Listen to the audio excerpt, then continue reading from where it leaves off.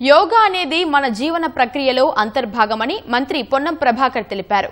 సిద్దిపేట జిల్లా హుస్నాబాద్ ఎల్లమ్మ చెరువు వద్ద అంతర్జాతీయ యోగా దినోత్సవం సందర్భంగా ఏర్పాటు చేసిన యోగా కార్యక్రమంలో మంత్రి పాల్గొన్నారు. యువకులు, ప్రజాప్రతినిధులు, ఔత్సాహికులతో కలిసి పొన్నం ఆసనాలు వేశారు. ప్రజలందరికీ యోగాపై ప్రేరణ కలిగేలా హుస్నాబాద్లో 12 సూర్య నమస్కారాలతో విగ్రహాలు ఏర్పాటు చేస్తున్నట్లు వివరించారు.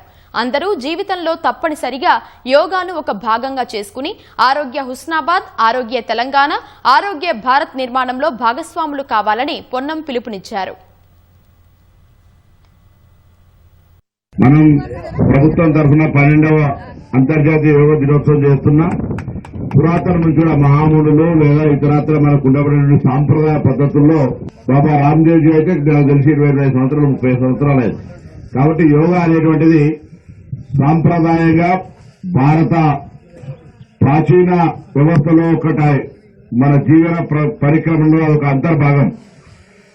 యోగా సందర్భంగా మన హుస్నాబాద్ అగ్రభాగాన ఉండాలని యోగాలో అత్యున్నతమైనటువంటి అంటే ఆ ఒక్క సూర్య నమస్కారం చేస్తే మొత్తం శరీరం అంతా కూడా మరి యోగా చేసినట్టే అనేటువంటి దాని కొరకు ముందు 6 పెడితే దాని తర్వాత 12 సూర్య నమస్కారాలు అంటే 12కి సంబంధించినటువంటి ఒక చిత్రాలను అక్కడ విగ్రహాలను అక్కడ మనం హుస్నాబాద్ లో పెట్టుకుంటామో దాని ఉద్దేశం అందరూ కూడా యోగా పట్ల ఇన్స్పైర్ కావాలనేది.